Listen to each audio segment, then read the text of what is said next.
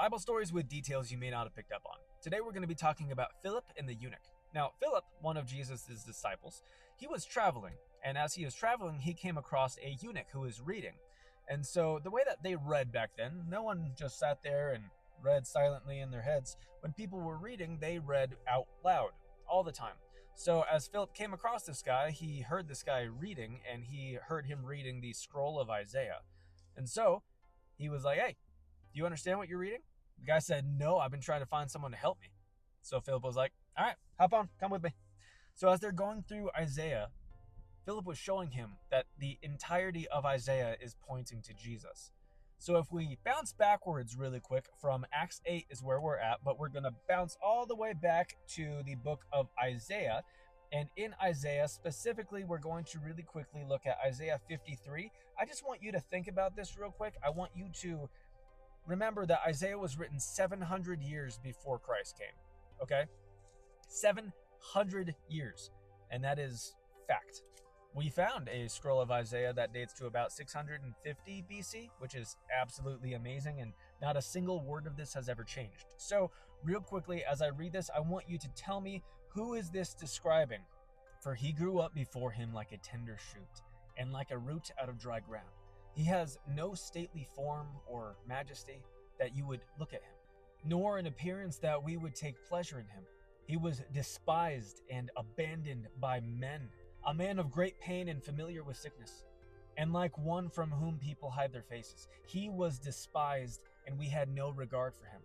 However, it was our sickness that he himself bore, and our pains that he carried. Yet we ourselves assumed that he had been afflicted, struck down by God, and humiliated. But he was pierced for our offenses. He was crushed for our wrongdoings. The punishment for our well-being was laid upon him, and by his wounds we are healed. All of us, like sheep, have gone astray. Each of us turned to his own way. But the Lord has caused the wrongdoings of all of us to fall on him. He was oppressed and afflicted, yet he did not open his mouth. Like a lamb that is led to slaughter, like a sheep that is silent before its shears, so he did not open his mouth. By oppression and judgment he was taken away.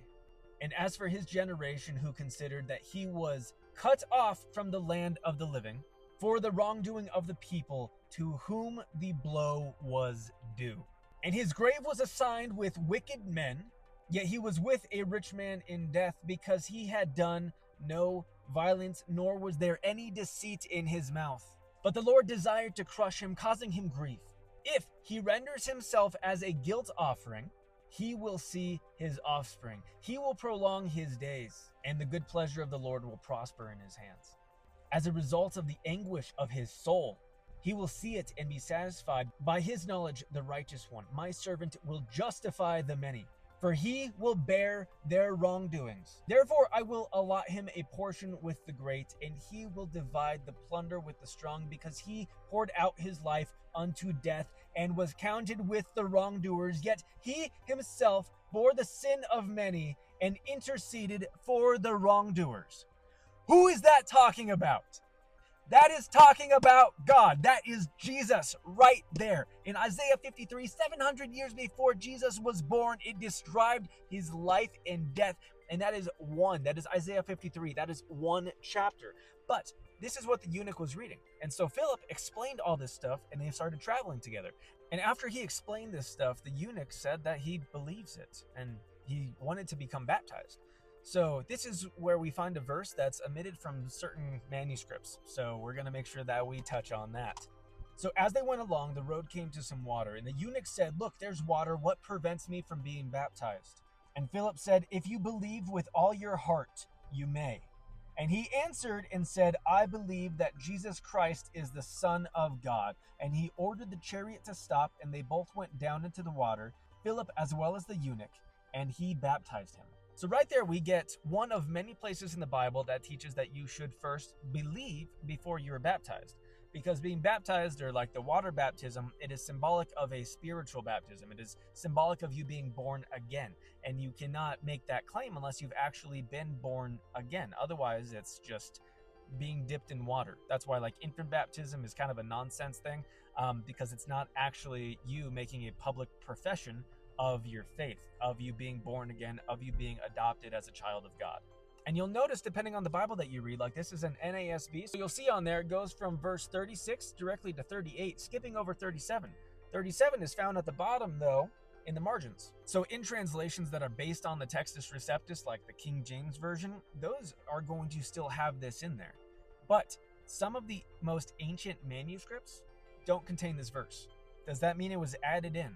No, it does not. What that actually means is that some of these original manuscripts, some of these like ancient copies, they were all copied down by hand from random people. That's what most of like the codex is that people, just normal Christians like you and I, would go to the temple where they would have the scrolls with all this stuff written on it. They would make copies themselves and then they would take it home.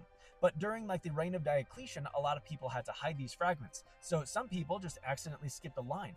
But we're translating off of those exclusively, and some of those, because they accidentally skipped a line, it's going to be missing those. That doesn't mean it was added in or that it was removed or left out. That just means that the codex didn't have those because of a copyist error. So that's why you'll see very specific and certain verses that are not in these is just because they're not found in those, and it is most likely due to copyist errors because it was just normal people who barely had any experience reading or writing who were trying to copy this down, take it to their home, and we found that stuff that they took home as beautiful archaeological evidence. I hope this made sense. Let me know what's next. Follow me on X.